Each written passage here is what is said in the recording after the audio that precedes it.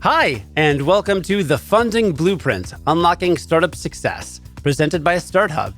I'm Cody Goff, and today you're going to learn 2 specific tactics that could make or break your chances of getting funded.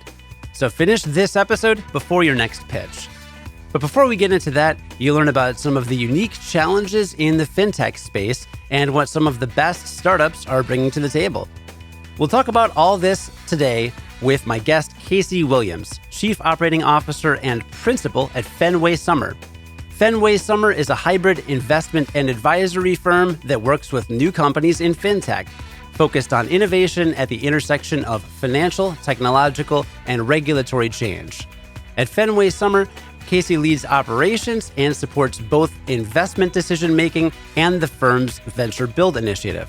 She's also a board observer for several portfolio companies and has worked in finance and entrepreneurship across the country.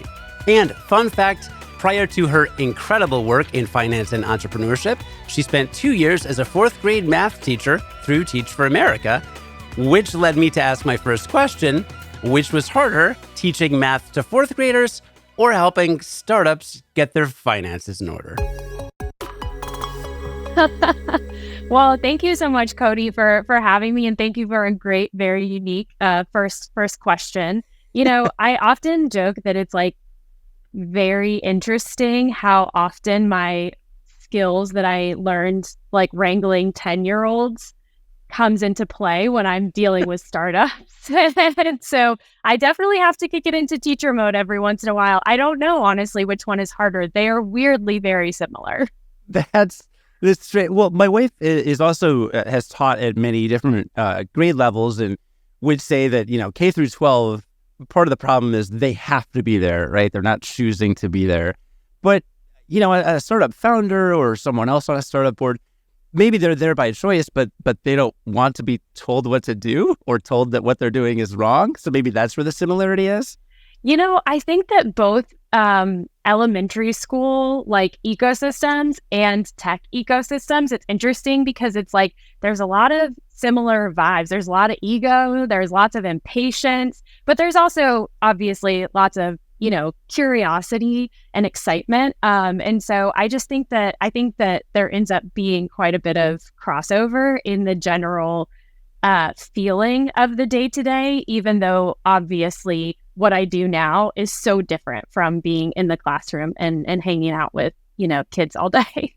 Yeah, I would imagine. Well, speaking of the work you're doing, the way we like to typically start our episodes is to start super specific and talk about one like really impactful moment from your time working with startups. This could be a meeting, an email, conversation in an elevator, something that happened that made you really feel compelled to work with a particular company or founder. And then we'll talk about why that's special, unpack it, and then kind of go from there. Well, I love that question. And I will say, you know, I think I've been super fortunate to work with just a ton of really amazing founders, and they have all been wonderful for very different reasons. So I think, you know, there's no right or wrong way to do this, but one thing in particular that really has stood out to me recently is seeing how founders deal with failure. We saw this a ton in 2022, unfortunately. And I think especially investing in fintech, we really felt this very viscerally at that time. And I remember one founder in particular, I was not an investor in her company, but I knew her and I had seen her journey and had always been really impressed by her. But at the beginning of 2023, she made the decision to shut down her company. And I just was so impressed by how she handled that situation. She was deeply thoughtful about it. She was very compassionate to her investors, her employers, the customers. These are all really tricky people to deal with when you're saying that you've failed. And I think a lot of times it's easy to just say, you know, I'm gonna blast this on social and then I'm gonna disappear and I'm gonna step back from it and not deal with any of the backlash. And she really handled that moment with such strength and grace by confronting it head on and being very optimistic, but also like being very real that this was a tough moment. I was so impressed by her courage through that I was like, okay, whatever she does next, like she's got a check from me 100%.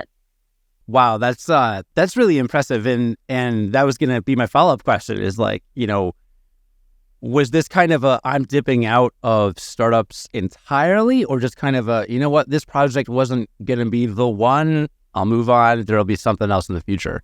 Yeah, it was, here's the really specific reason why this didn't work. Here's what we did really well.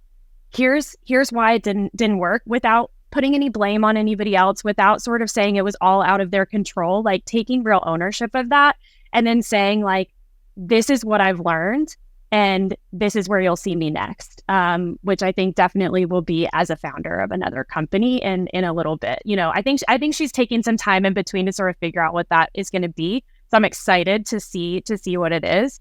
I think once you get into startups, I think it's really, really hard to leave. Or maybe hard to leave permanently, but maybe a break is in order sometimes. Totally. Yeah, absolutely. I'm not a founder, but as a employee of various startups over the years, I feel like I've experienced a bit of a swing where it's like, all right, I've done that for 2 or 3 years. I've dealt with the daily uncertainty, not sure if payroll's going to happen, not sure where the client's coming from. And that it's like, how about I go work for $1 billion consulting firm for a few years? Yeah. Get real comfortable and cozy. And then once you realize things aren't moving quickly enough, then it's like, maybe I'll try the small thing. Does that happen with founders too, or am I the only one? Well, you know what? No, it happens. I think it happens to me, so I'm sure it happens. I think founders' jobs is 10 times harder than an investor's. But it is funny, I have no data to back this up, so I'd love if somebody listening wants to run this study. But I wonder if there's a correlation between founders and people who like to run marathons, or like to, I don't know, go backpacking in the wilderness, or like something really difficult, because I think there are those activities that it's like, I'm doing this thing and it's really hard, it sucks, and I want to quit, but then I get to the finish line and I'm like, that was awesome, I can't wait to do it again. To be clear, I've never run a marathon, so this is all sort of secondhand knowledge, but I wonder if founders feel that same way, where in the moment building something, it's like, this sucks and everything is crazy, and you have all of this stuff going on, and then you get to whatever the finish line of that company is for you, and once you've had a second to catch your breath and slow back down, you're like, that was awesome, I can't wait to do that again. I hope that that's the experience for most people deciding to start their own companies. Why did you choose Fintech specifically? And what is it that you look for in a strong Fintech startup, maybe as opposed to other startups? Yeah. So, I think that to me, the sort of guiding light of having a good career has always been around like doing something that tackles a really big problem. So we talked about at the top, for me, that started in Teach for America. And I really thought the biggest problem I could solve was education. And to be clear, I still think that education is a huge problem that needs to be solved. But what I noticed with my students that a lot of their problems, the root of it was really their finances and the finances of their families. And even with the education system, we see this in the lack of funding. And that became this like question in my mind that I couldn't quite get rid of like, is there a bigger problem that I should be working on? So that sort of led me into this next phase of my career, where I was working for a family foundation. The nonprofit initiative I was working on was through Kiva, which is a microfinance initiative. It's an amazing organization if you've never heard of it. But that was kind of my next foray into like, can I figure this problem out?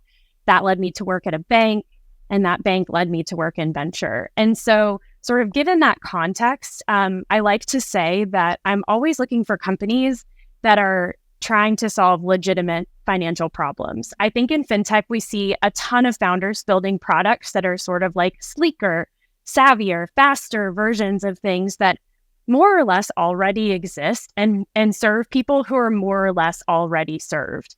And that is a completely legitimate business model.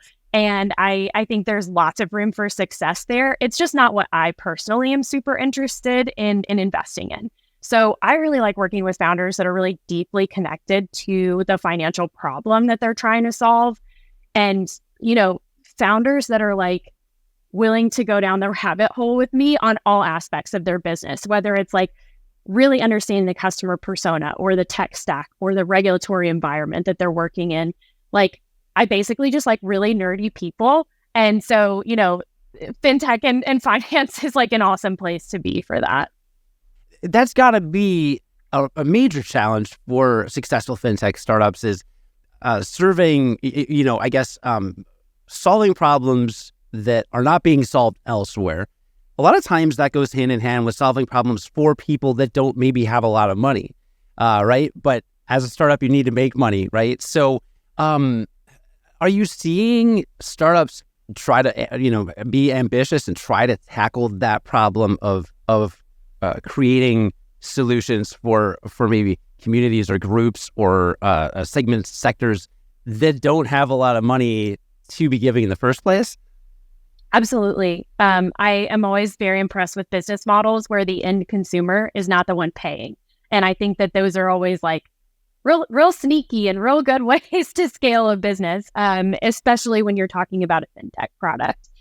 So I think that's always a creative thing to look at. And I think we're definitely seeing that. There's been this big rise of embedded finance where the financial product is embedded into the flow that someone is operating within. So buy now, pay later is a good example of this, where I'm shopping for something and I go to checkout, and that's where I have this option of, instead of paying for this thing in one big chunk, I can break that up into 4 monthly payments. And all of the information is laid out right there in the flow of what I'm already doing. I don't have to leave and go look somewhere else for access to this financial product. So I think there's a ton of space with that idea of how we can continue to embed financial services into the moment when people really need it. And I think that's a great way to get access to people who are currently underserved. Sure. You're making things just completely frictionless. It's like the book Nudge by Richard Thaler, right? Sure. That sounds right. You'd think I would know this because I interviewed him. He's a Nobel Prize winning economist from the University of Chicago. And if I'm misremembering this, I will just cut it out. But he wrote a book called Nudge, and it's about that frictionless stuff that you're talking about. Like even like organ donations on a driver's license. When they made that checkbox the default checkbox, and you had to uncheck the checkbox in order to not be an organ donor, well, most people just left it. And it's been the same with lots of different tax forms and lots of different economic things and decisions that have been made in the last decade or so. Is just make that the default, and then the person's not going to change it because changing things is hard. And as you kind of said, incorporating the process makes that really smooth. And that's something that really the smart startups are doing. I love what you said. Interested where the customer isn't the one paying. Finding ways for the organizations they're partnering with to do the paying, things like that. And you're seeing success with companies that are doing that, right? Yeah, a great example, like an easy example of that, not necessarily a fintech example, but is ads. Like Duolingo is the app that comes to mind because I am currently on my 86-day streak of learning Spanish. And I have thank you. I know, I'm so proud of myself, but I have the free version. And so I don't have to pay for access to Duolingo because my experience is financially supported by the ads that they run. And then you can, if you don't want ads, you can opt in and pay yourself directly. So things like that, I think there are tons of innovative ways that you can kind of take that example and bring it into fintech. And I'm always excited when I can kind of see how founders are thinking about that. Yeah. And, I'm interested in the way that Fenway Summer interfaces with startups like this, not innovative startups, because Fenway Summer isn't just an investor. It's also like a strategic partner. You kind of talk about how Fenway operates differently than other VC firms and why, what's in it for you guys? Yeah. So we like to say that at Fenway Summer, we invest in, advise, and build companies in fintech. So we definitely aren't, arm's length investors. We are trying to be as deeply enmeshed in the fintech landscape as possible. And we basically do that in a ton of different ways. Some history of the firm is that it was started by Raj Date, our managing partner, who prior to getting into venture helped to start up the CFPB here in DC. So focused on consumer financial protection, as the name alludes. He was the first deputy director there. And when he moved into the investing side of things, I think that it was really clear that there was going to be a ton of need for there to be sort of a bridge built between financial innovation and fintech and financial policy. Those two worlds don't always speak the same language. They don't always play well with each other. And Fenway Summer sort of positioned ourselves right in the middle of that to be that bridge. And so we have this really deep understanding of the regulatory and compliance space surrounding financial services. And we try and bring that to the founders and the portfolio companies that we're working with, whether that's understanding, whether that's, connections within our network, whatever it looks like. We try and really be deeply helpful in that one very specific area, which I think is super important, especially when you talk about, fintech, because fintech is definitely not an industry where you can fake it till you make it and just hope that regulators are okay with that, right? That's not a good strategy. It's definitely going to be a company killer. So we have a ton of experience getting early stage startups set up with the right banking partners, or getting their policies, worded correctly and their procedures in place for their consumers. And that's actually what led us to start our own advisory business, which is called FS Vector, and now sort of offers those things to more than just our portfolio companies. They work with founders kind of across the financial services landscape. And I guess I'll also note that, we really enjoy building fintech companies within our firm as well. So if you are a founder listening and you have an idea for a new fintech venture and you're looking for a partner, I'd love to talk more about that. We always get really excited about those opportunities. Fintech, I would imagine among the verticals that where you could start a startup is probably maybe one of the most prohibitive in terms of understanding all the regulatory hurdles. Is there another vertical, maybe law, like a legal startup, but I wouldn't see anything else being harder, maybe, right?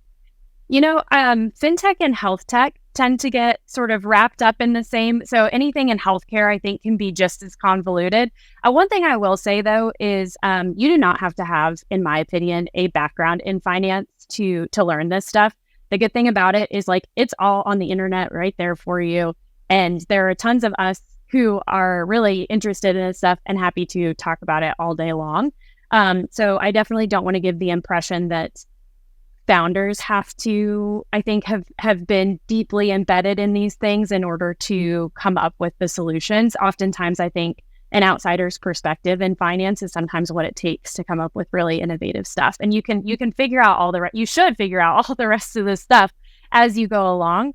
But it's not something, in my opinion, that takes, decades of experience internally to get. It's all stuff you can find if you're smart and curious and driven. How about when you're assessing potential clients or partners? Once, when you're getting a first look, what do you focus on? What jumps out at you? What's the number one thing that somebody listening just be like, do this, and this will definitely get you on our radar?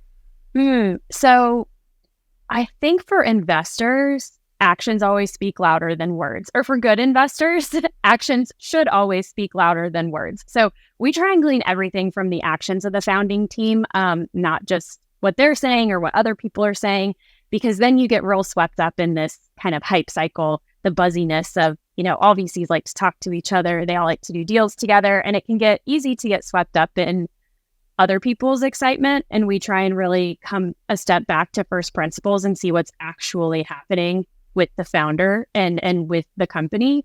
I think that at first glance, something that's always really impressive to me, if someone's able to show this quickly, is the ability to deliver and to do that quickly. So if you say you're going to follow up after we've met and send me some materials, doing that within 24 hours, I think is a huge, it's a requirement, basically. If you say that you're going to hit certain KPIs or land a certain client on a certain timeline and you actually do that, you actually follow through, especially in an early stage, it's just gives me so much more confidence and excitement around digging into the deal. And it's a super challenging thing to do when you're building something from nothing, to know what those timelines should be. And it's hard to not be a little unrealistic about those things. But I think getting as close as possible and being really transparent and moving fast, like those are always things that are really striking and help a founder, I think, sort of resonate and stick in my mind as like, oh, this is someone I would want to invest in. Interesting. And yet founders and startups have to really be pretty aggressive with outreach in certain things. So the analogy I'll make is there's someone on my team that does a lot of outreach for podcast guests, and you need to, because if you want to get a guest, only a certain percentage say yes. So, okay. So, I'm getting copied on 30 emails in a couple of days or whatever.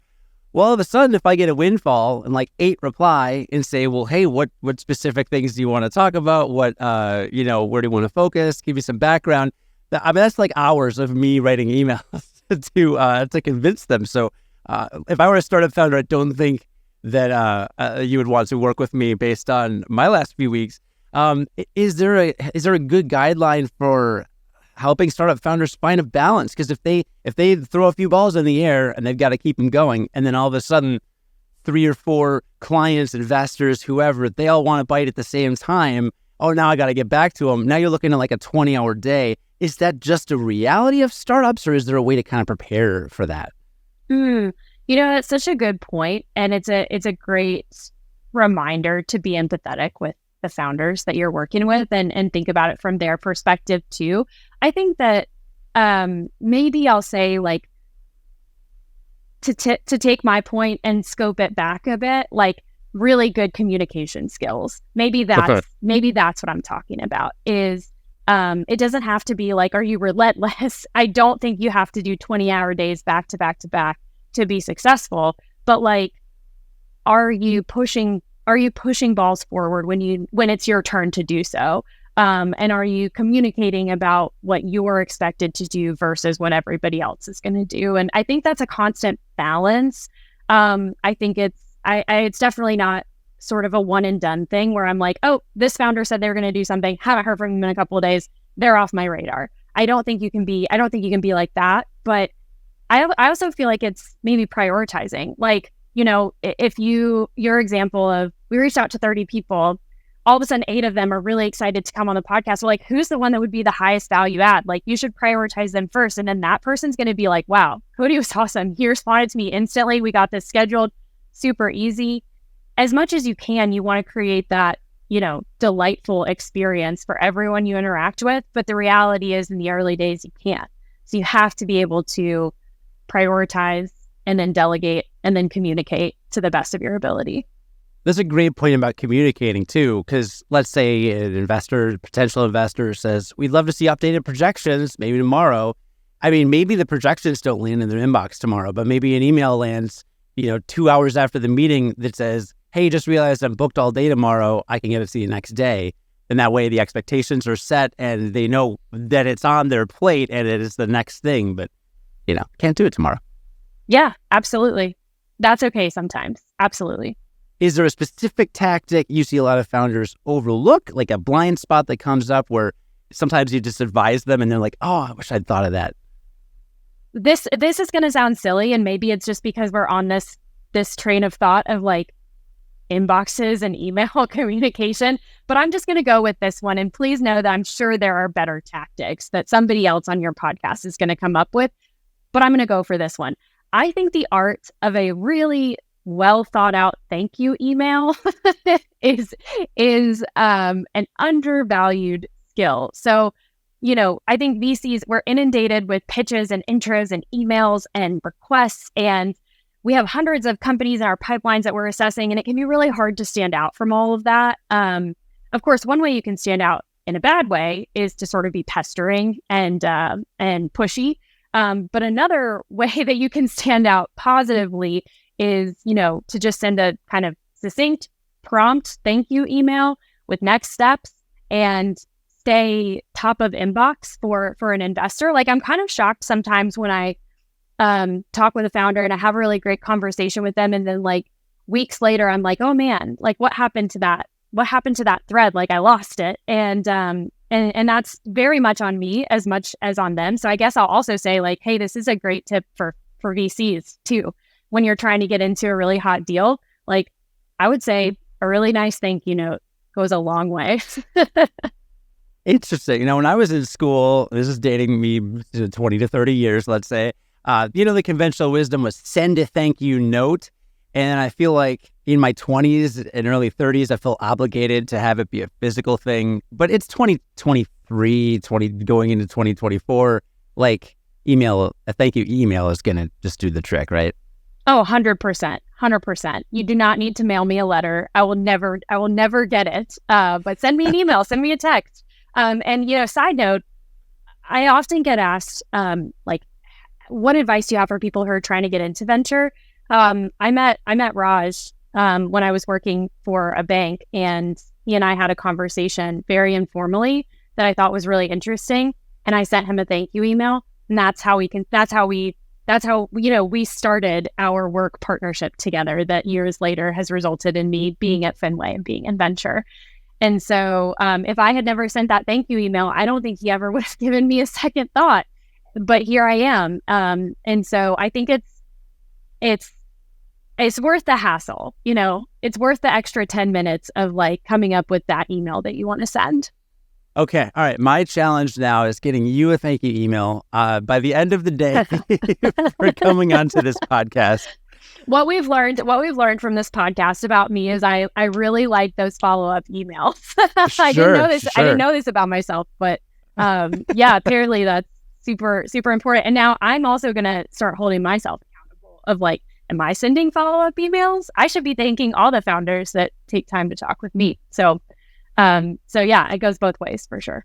But I mean, it's so valid. I mean, this podcast, we like for our listener to walk away with tactical tips and tools that could really make a difference. And it seems like such a small thing, just a little thank you note. But the amount of attention that it puts on you when you're in someone's inbox and there's that thank you note there, like you said, like you're basically saying, I may not have the job I had right now if I hadn't sent that little thank you note. So like the difference between having the job you have right now and not is enormous. So a startup, anyone shouldn't be thinking about this as like a nice to have. This is like a life change, like a trajectory career like change that happened again. And that was the crux of it. And sometimes it is something that simple. So I do hope that our audience really actually takes it seriously and considers like not just blowing it off. Oh, it's just a little thing,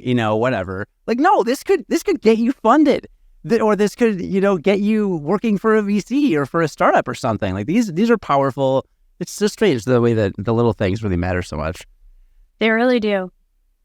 Cool. Well, I know we're about at time. I guess just one final question really is any parting wisdom that you think the startups should be left with from your perspective, and whether it's what's stopping them from getting funding that they need to just start doing, or opportunities where you see in the space that maybe they should be thinking about. Well, I think that sometimes what stops founders from getting the funding that they want is just not fully understanding the process of raising investment dollars. It's a really opaque space, and so it's admittedly very hard to learn from the outside looking in. And when, every pitch could be like make or break for your fundraise, it puts a lot of pressure on a founder, especially a first-time founder. And so I think that my recommendation would be, go into your fundraise with as much information as you can possibly get, especially having some advocates on your side that know the investing world. They don't have to be investors in your fund to still be great advocates for you that can help you navigate the space. And, one thing that I'm really, really passionate about outside of my day job is I angel invest in female founders. And I often will ask them to pitch me and try and give them really honest feedback. Like, if I was looking at this from a venture perspective, if I was a venture firm, these are the questions I would ask you. These are the things I'd be picking up on from your pitch deck. These would be the things that I would ask you for next, that kind of stuff. And I think it can be really helpful to get that candid feedback in a really low stakes environment. Before going and pitching someone that their yes or no is actually going to be really impactful to you. So finding that network of VCs that would be willing to do that for you. I think there are lots of people who've been in venture or been in investing and are seasoned and can give really great wisdom. But I also think like analysts and associates, early stage or kind of early in their career, VCs are great people to reach out to, because this would be a really good sort of like dually or mutually beneficial exercise. They're trying to learn how to diligence a company and how to assess a startup, and you're trying to learn how to pitch and convince an investor. So find those people, do a bunch of those pitches, like test things out. We always talk about iterating our startup idea, iterating our product, and like you're going to have to iterate on your fundraise too. So I think that would be to your point, trying to be as tangible as possible. That'd be my tangible advice. But my wisdom, I think, would just be, don't be discouraged. Don't let any one investor discourage you. Like, we all have our misses. We all have those founders that we talked to and said, hey, I don't think this is right. These are the reasons. And then that founder goes on and is incredibly successful. You just have to keep playing the game. Yeah, we've all heard those famous stories of somebody missing an opportunity. I believe it was Hulk Hogan was originally offered the George Foreman grill was going to be the Hulk Hogan grill, and he turned it down for the branding thing, and now it's the George Foreman grill. I mean, everybody had a George Foreman grill in the 90s, right? So I believe it was Hulk, and there was some reality TV show with his wife. It was just like, you turned down that grill. It made us $1 billion. Yeah. And every investor has that. And I often will say to founders, and I mean this so genuinely, founders that I pass on, like, I hope I put you in my, dang, I missed this. I don't know if I'm allowed to curse on this podcast, so I'll say dang, I missed this category. And that happens. It happens all the time. Investors are not the end all be all source of all the wisdom. You should listen, and you should be thoughtful about what you're being told and how you want to incorporate that. But just because an investor says no doesn't mean your company is dead. Yeah, this is great, actionable tips. I really appreciate you sharing your wisdom and all the tactics today. Casey Williams is Chief Operating Officer and Principal at Fenway Summer. You can learn more about Fenway Summer at fenwaysummer.com. Thank you again for joining me, Casey. This was a great conversation. Yeah, thank you so much. This was a lot of fun. Who knew that a simple thank you note could go so far? Anyway, I hope you enjoyed today's conversation, and I have a homework assignment for you to practice what Casey preached. If you liked this episode, then you can write me a thank you note by rating the show 5 stars. Just open up Apple Podcasts, scroll down a bit to the bottom of the Funding Blueprint page, and tap the 5-star button. That's all you gotta do. You don't even have to write a review. Your rating is thanks enough for me. Although reviews are always nice too. Anyway, next week we're talking about equity with a guest who says it's horribly broken. How can your startup fix it? Well, to find out, follow the Funding Blueprints on Apple Podcasts, Spotify, YouTube, or your favorite podcast app to get new episodes for free every week. The Funding Blueprint is produced by me, Cody Goff, with audio and video editing by Sean Patel. Sean obviously does amazing work, and you can get in touch with him at seanpatel.com if you're looking for exceptional sound design or audio-video production work. Thanks again for joining me, and have a great week.